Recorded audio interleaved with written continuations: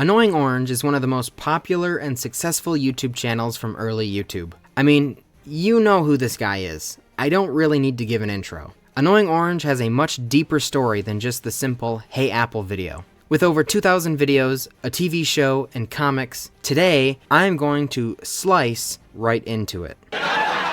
The original 2009 video introduces Orange. He's annoying. Who would have thought he would become an icon of the internet? You know what? Actually, it sort of makes sense. In the original video, Orange annoys Apple until he is cut in half, and then he turns to his left and starts to annoy Pear. He is the second main character, and pretty much goes wherever Orange goes. The next couple of videos after that one just followed the exact same format, just replacing whatever food. Then they got different pretty quickly, like Orange getting himself caught in a saw trap. I'm saying it now, it might be a bold claim, I don't think Orange is a part of the Saw universe. The next video would introduce two of our main characters, Passion Fruit and Grapefruit. Passion Fruit is a girl, and that's, she's a girl. I'm not too familiar with those. I'm unsure of what they're like. And Grapefruit is a stereotypical jock, and a womanizer. He is killed at the end of the video, but, death isn't exactly a thing for the characters because Grapefruit survives this. Many of the characters survive their deaths. Then Orange has an interaction with Grandpa Lemon, old, sleepy, and past his prime. All ideal traits to run for Congress. A few videos later, he would have an interaction with Fred. Forget Super Smash Bros. And Infinity War, this is the best crossover. Does anyone remember Fred? Anyone? Yeah, good. I didn't think so. Within the next lot of videos, Orange meets Midget Apple and Marshmallow. Midget Apple is frustrated with his small stature, and Marshmallow has the brain capacity of a 3-year-old, obsessing over puppies and unicorns and everything sparkly. Also, Marshmallow recently came out as non-binary. It's canon. Moving on. Now we've just about established all of the characters, except for the major antagonists. First, Knife. He's sentient, which, actually I guess isn't that surprising. He slices up all of the characters Orange talks to. So actually he's really not much of an antagonist, and is merely a tool the human uses. But the main antagonist is an alien race of broccoli. Orange and Pear are abducted one fine night by this said alien race. They don't do much then, but they will become a major issue in the future. With all of the characters established, it's time to begin talking about all of the many YouTube videos. There are 2.2 thousand videos on the Annoying Orange channel, so it goes without saying, I'm not watching all of that. This is an insurmountable task, and I'd also like to hang on to my sanity a little while longer. There are tons of different sub-series on the channel, ones that aren't exactly going to offer much on the lore front. Like the gaming series, there are a lot of videos of the fruits just playing games. Can't say 18 videos of Annoying Orange playing Five Nights at Freddy's is going to divulge much information. Same goes for reaction videos and challenge videos. Pretty sure Fidget Spinner at 3 AM isn't gonna do me much. Annoying Orange Storytime, where they tell classic stories like Hansel and Gretel and Goldilocks and the Three Bears. There is a how-to series where they teach you how to do something. And there's also compilation videos. So many compilation videos. Obviously those won't help because they're just re-uploads. With those out of the way, it drastically shrinks down the amount of content I have to watch. By doing this, I know there's a chance I'm missing a single line of dialogue that explores some crazy backstory. But, I'm only one guy, and one guy can only take so much. So firstly, Grapefruit, and the many returns. After he is initially knifed, he was somehow revived and appeared on the Liam the Leprechaun channel, and he messed with him. And then Grapefruit's family came looking for him under the rumor that Orange was the one that killed Grapefruit. Grapefruit returns as the head of the Frankenstein creature called Frankenfruit. He came back to get revenge on Orange. And finally, after a small period of time, Grapefruit moves into the kitchen with the rest of the gang, like nothing ever happened. And speaking of periods of time, Orange time travels a lot. But in particular, him and the gang are taken back in time when metal is put in the microwave. They are taken back to the original Hey Apple video, and they accidentally warn Apple of the events about to occur. Apple dodges the knife, thus making the future a dystopian nightmare where apples rule the kitchen and the other characters are captured. They go back in time to correct their mistake and let Apple get sliced. In another video, we're introduced to Mama Orange, Orange's mother. Turns out the whole family is annoying. She would go on to appear in a very small handful of videos and in an episode of the TV show, along with her husband. After these, Orange talks with a lot of different foods, and it always leads to their demise. After his immense success on YouTube, someone decided it would be worthy of a show. That bold idea resulted in the High Fructose Adventures of Annoying Orange, released on Cartoon Network with 2 seasons and a total of a whopping 60 episodes. And no surprises, this is what brings in most of the lore. I sniffed it all out. Nearly every episode is a parody of a movie. It takes all of the main characters, orange, pear, passion fruit, grapefruit, midget apple, marshmallow, grandpa lemon, and Apple, a new character, Apple. He is not the same as the original Hey Apple. That Apple's dead. This is a different Apple. There's also Coconut, not always appearing, but he's cool, I guess. As cool as a coconut can be. He's voiced by Tom Kenny, so that's awesome. There was also Nerval, played by Tobuscus, another legend of old YouTube.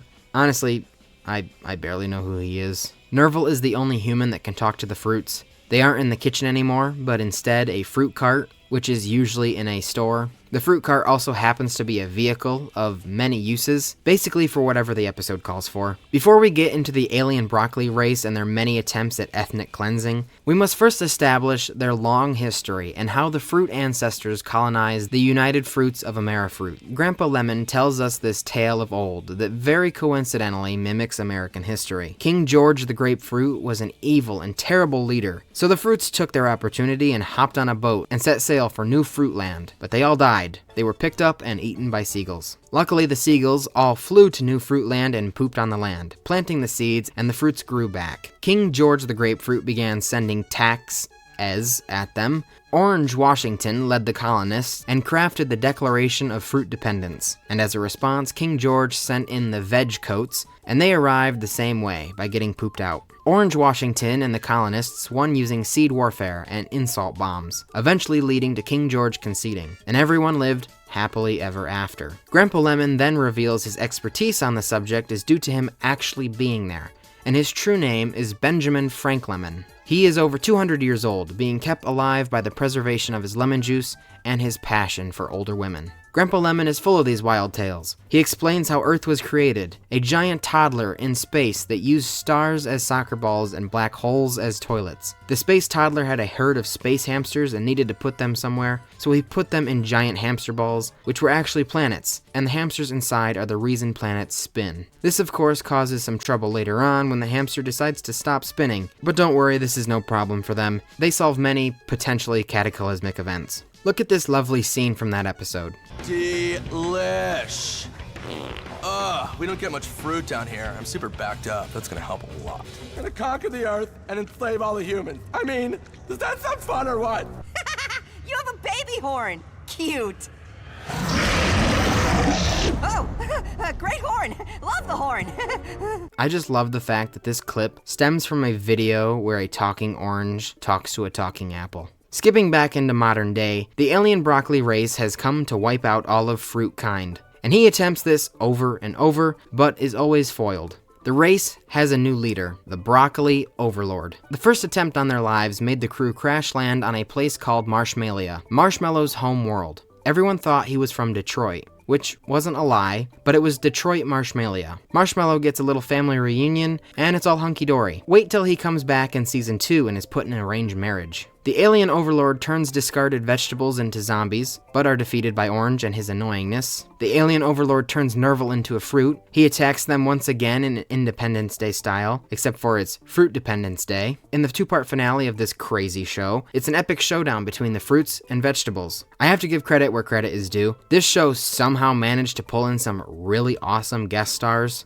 I really don't understand how they were able to get them. In one episode, they had Alice Cooper, Bret Michaels, Weird Al, and Maria Menounos. They had them sing a song, and not surprisingly, it was pretty cringy. And none of them really act like they want to be there. They got Dave Grohl in another episode, and they got some pretty big, mostly voice actors to do some of the fruits. The last episode aired in 2014. It was back to YouTube for Orange and the gang. Well, actually, they never left YouTube. New YouTube videos aired while the episodes were coming out. In the 11 years since the show ended, the YouTube channel has mostly featured those videos I specifically omitted at the start. The gaming videos, the reactions, all of those series that aren't that pertinent to watch. There is less and less of the traditional back and forth, hey Apple type videos. Now it seems most of the videos are just compilations. The most recent series is an analog horror version of Annoying Orange. And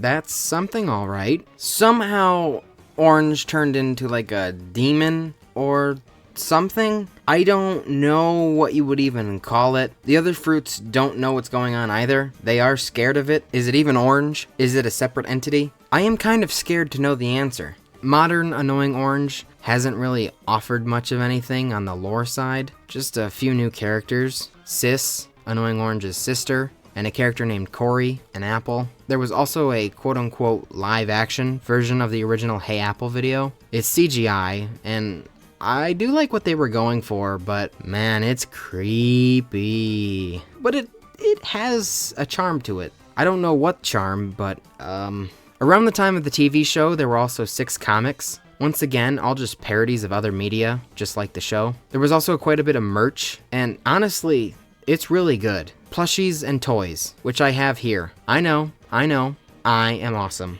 Turns out these figures are pretty rare and expensive. Okay, wait, hang on. I have to go back to something regarding the show. I already mentioned the other episodes that don't feature the alien broccoli are mostly parodies of movies. Either way, they aren't purposely cosplaying as the movie characters. This is their reality. They do go into space. They do have to deal with supernatural creatures. Nerval really does have what is essentially a magic fruit cart. What kind of reality do the fruits live in? Are they cursed? I mean, they are talking fruits. It has to be a curse. What seems like a blessing, that being consciousness, is no gift. Rather, a short life of excruciating pain. Stepping aside from the show and back to the kitchen, every food that is brought into the kitchen will suffer some brutal death. Whoever Orange talks to will die. Whether it be dough or a cheeseburger, they are all going to die. Even the knife is damned to sharpening torture. Yet Orange and his friends are immune to this. Characters like Grapefruit and Grandpa Lemon even suffered deaths, but in some freak way were revived and then joined Orange's side and are seemingly safe now. Is Orange behind this?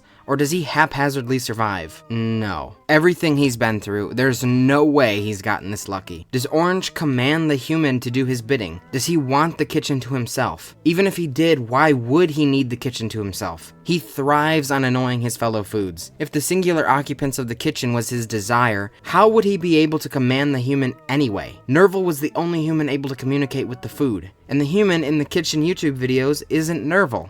And then why can't they die? Like Grapefruit, brought back from the dead many times. He's still alive. Is Orange capable of bringing them back just to perpetuate the annoyance? Possibility 1. Orange is a god. Look, I'm just putting it out there. He doesn't die. He's lived through many ages. The analog horror could give more evidence to this. Possibility 2. This is an internet show where continuity does not matter and there isn't a subliminal story. Possibility 3. Orange is